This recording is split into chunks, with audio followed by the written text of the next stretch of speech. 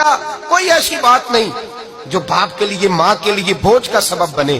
دیکھا کہ میرے والدین کس بات پہ راضی. ایک دفعہ حضرت فاطمہ کا ایک مطالبہ آیا بھی کس طرح, بخاری میں, مسلم میں, تمام کتب حدیث میں حدیث ہے. حضرت فاطمہ حاضر ہوئی اور خود نہیں آئیں. مولا کائنات شیر خدا علی المرتضیٰ رضی اللہ تعالی عنہ نے کہا کہ فاطمہ آؤ بیٹی, اپنی ذمہ داری کا بھی احساس کرے, اپنی ذمہ داری کا بھی احساس کرے. وہ سمجھے کہ بحیثیت بیٹی میرے فضائل ہیں تو میری کوئی ذمہ داری بھی. حضرت فاطمہ الزہرا تشریف لائیں حضرت علی کے کہنے پر. جناب علی کہنے لگے فاطمہ مجھ سے دیکھا نہیں جاتا, تو چکی بھی پیستی ہے, آٹا بھی گوندتی ہے, روٹیاں بھی پکاتی ہے, جھاڑو بھی دیتی. اور امام حسن اور حسین کے درمیان پورے سال کا وقفہ نہیں تھا, 11 مہینے کا وقفہ تھا. 2 بچے بھی تقریباً ہم عمر ہیں. اتنی زیادہ تو مشقت کرتی ہے. بھائی سویرے جو بیٹی اٹھتی ہے, آٹا رات کو گوند کر کے اس نے رکھ دیا ہے فریزر کے اندر, سویرے فریج سے نکالا ہے اور نکال کے روٹیاں پکائی ہیں, پھر بھی وہ قابل ستائش ہے.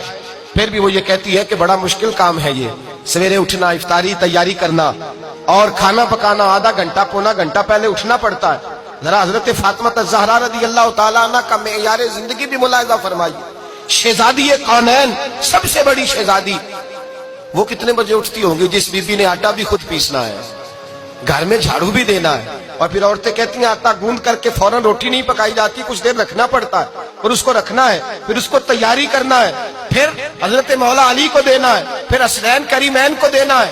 حضرت عائشہ صدیقہ کہتی ہیں مولا علی نے کہا کہ فاطمہ تیری یہ مشقت دیکھی نہیں جاتی, چل نہ در رسول پہ چلے, حضور سے خادم کا سوال کر لے, ایک ملازم مل جائے جو کام کاج میں تیرا ہاتھ بٹھائے. حضرت فاطمہ تشریف لائیں. بھائی میرا تو خیال یہ ہے کہ بیٹی اگر باپ سے آ کے مطالبہ کرے تو ہو سکتا ہے باپ شہر کے چوراہے میں کھڑا ہو جائے اور کہے کوئی مجھے خرید لے اور میں بیٹی کی خواہش پوری کر دوں.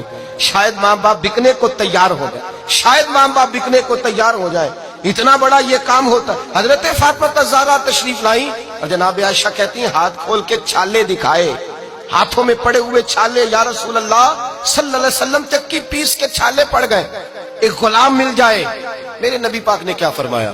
فرمایا فاطمہ جا گھر جا کے 33 بار سبحان اللہ پڑھ, 33 بار الحمدللہ پڑھ, 34 بار اللہ اکبر پڑھ, اللہ تجھے غلام آزاد کرنے کا ثواب عطا فرمائے گا. اور فرمایا گویا چکی تو نہیں پیسنی ہے, آٹا تو نہیں گوندنا ہے, گھر میں جھاڑو تو نہیں دینا ہے, اللہ کے فرائض, خامند کی ذمہ داری, دین کی نوکری, بچوں کی پرورش تیری ہی ذمہ داری. اب وہاں حضرت فاطمہ الزہرا کا جو جواب ہے وہ یہ نہیں ہے کہ ابا جی فلاں کے گھر کے اندر اتنے ملازم ہیں, فلاں نے اپنی بیٹی کو اتنا جہیز دے کے بھیجا ہے. حضرت فاطمہ بیٹی ہونے کی ذمہ داری کا احساس کرتی اور کیا فرماتی ہے کہ حضور نے فرمایا جاؤ یہ تسبیحات پڑھو, تو حضرت فاطمہ کا جواب کیا ہے؟ عرض کرتی ہیں یا رسول اللہ میں خوش ہو گئی ہوں, میں خدا سے بھی راضی ہوں, محمد مصطفیٰ سے بھی راضی ہوں, میں راضی ہو گئی ہوں, مجھے خیر مل گئی ہے, مجھے اللہ تبارک و تعالیٰ کی طرف سے انعام سے نوازا گیا.